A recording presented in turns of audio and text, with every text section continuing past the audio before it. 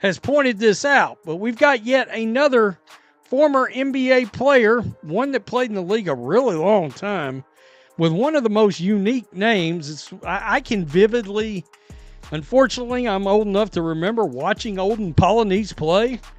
And, of course, him coming up with the Seattle Supersonics. And then, most notably, I remember him with the Kings. But he has come out and he has said what so many of us has been banging the table about for the last 20 months now. And that's the WNBA needs to do a better job of protecting their money. And what is their money?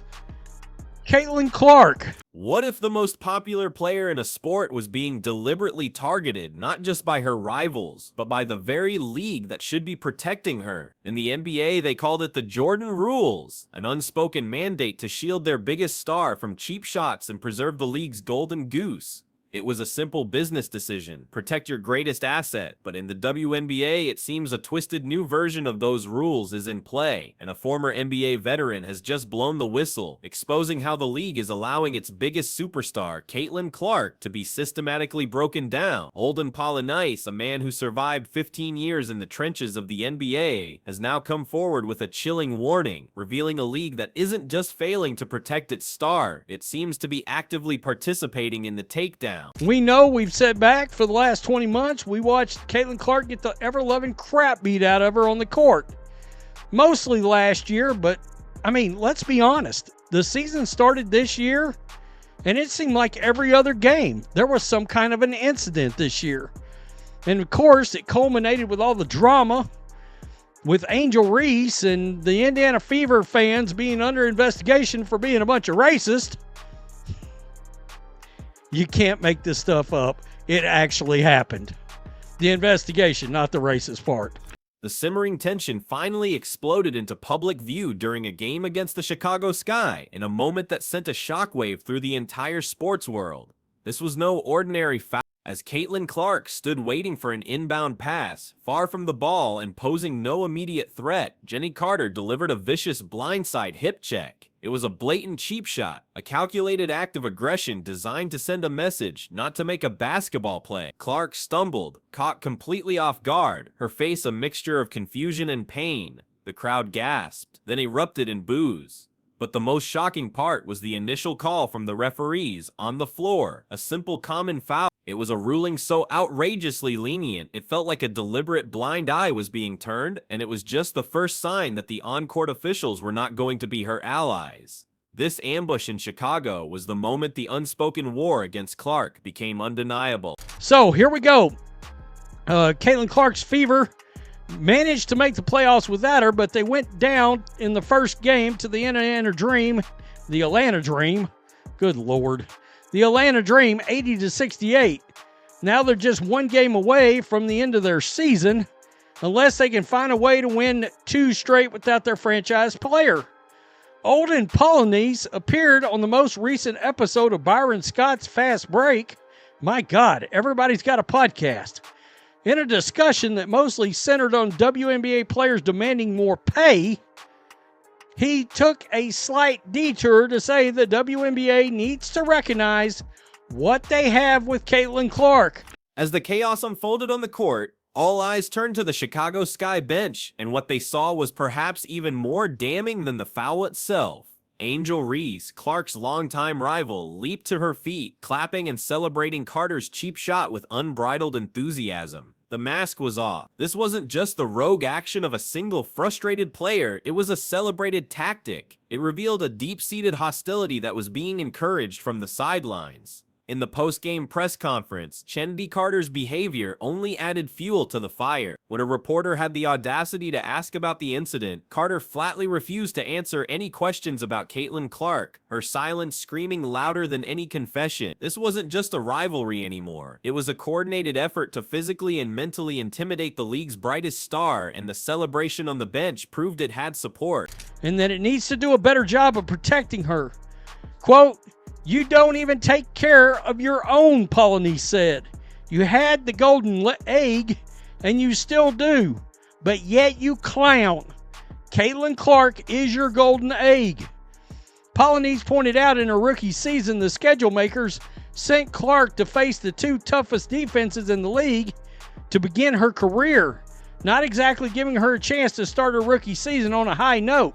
The public outcry was immediate and overwhelming. Social media exploded with fans and analysts calling out the dirty play and the referee's incompetence. Yet, for a full day, the WNBA remained disturbingly silent. There was no statement, no immediate review, no condemnation of the on-court thuggery. It wasn't until the pressure from the media firestorm became unbearable that the league office reluctantly acted, upgrading Carter's foul to a flagrant 1.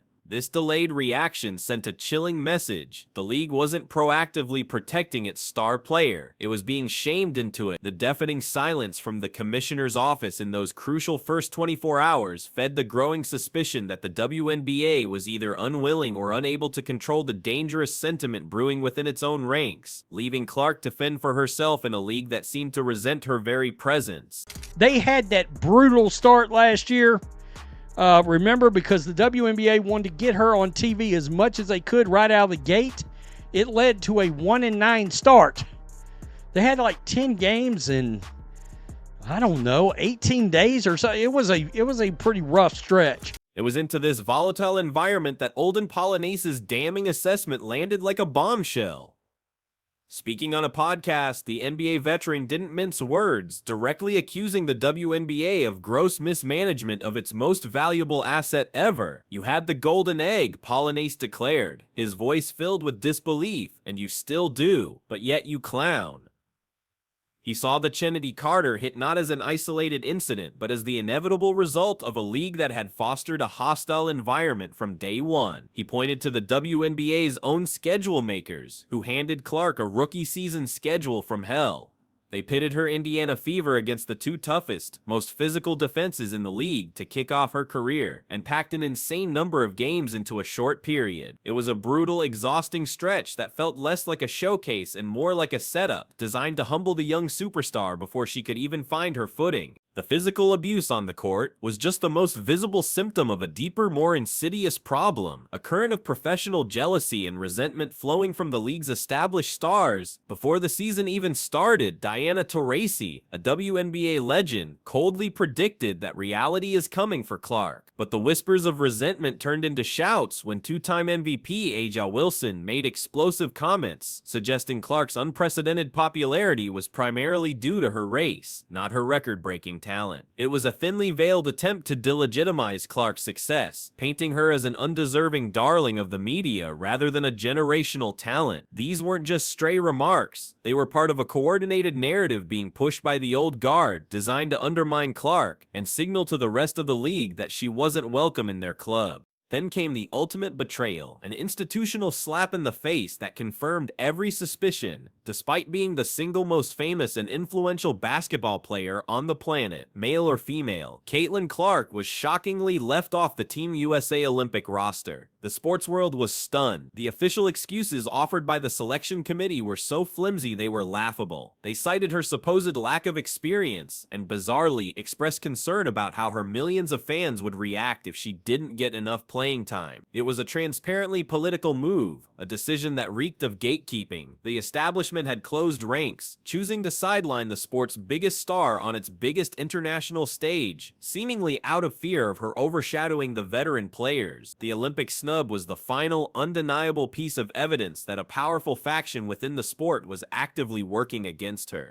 The fallout from the Olympic decision and the on-court attacks created a media inferno. Prominent voices like Stephen A. Smith and Pat McAfee went on air and absolutely blasted the WNBA and the Olympic Committee. They called the players petty and accused the league of sabotaging its own growth out of pure jealousy. The intense scrutiny forced the league and its players into a defensive crouch. Instead of reflecting on their actions, they doubled down, angrily lashing out at the media for even covering the story. They insisted the brutal fouls were just welcome to the league moments, and that anyone who said otherwise was simply ignorant of how the WNBA operates. This defensive posture only made them look worse, creating a PR nightmare where the league's own stars appeared to be at war with the very media attention they had craved for years. What makes this internal conflict so baffling is that it flies in the face of all logic and data. The Caitlin Clark effect is not a myth, it's a verifiable economic boom for the entire league. Arenas that were once half empty are now sold out wherever she plays. The WNBA, which has struggled for years with travel logistics, was finally forced to approve charter flights for all teams, a move largely credited to the attention Clark brought. TV ratings have shattered all previous records, bringing in millions of new viewers. Her jersey became the top-selling jersey for any player in any sport upon its release. She is single-handedly elevating the financial fortunes of every player in the league, including the very ones who are trying to tear her down. Their resentment is a bizarre act of self-sabotage, as they are actively biting the hand that is finally feeding them all. The WNBA now finds itself at a terrifying crossroads, engulfed in a civil war of its own making. On one side is the old guard, a group of veterans who seem to resent the overnight superstardom of a rookie who they feel didn't pay her dues. On the other side is the Caitlin Clark phenomenon, a revolutionary force of popularity and marketability that holds the key to the league's future prosperity. The league is being torn apart by jealousy and a stunning lack of foresight. It has been gifted a generational talent, a golden egg that could secure its future for decades. But instead of protecting it, powerful forces within seem determined to crack it open out of spite. The question is no longer just about protecting a player, it's about whether the WNBA itself will survive its own self-inflicted war.